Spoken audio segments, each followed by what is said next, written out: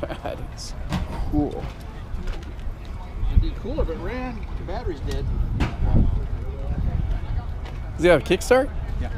Oh yeah. Doesn't have a magneto. It's battery ignition.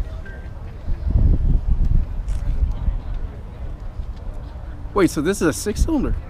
4. 4? 4-cylinder. Oh, 4. It's called a square 4. Square 4.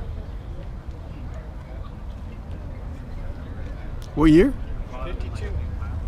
That looks so cool. Designed by Edward Turner, who built Triumph when he was in his 20s before he went to Triumph.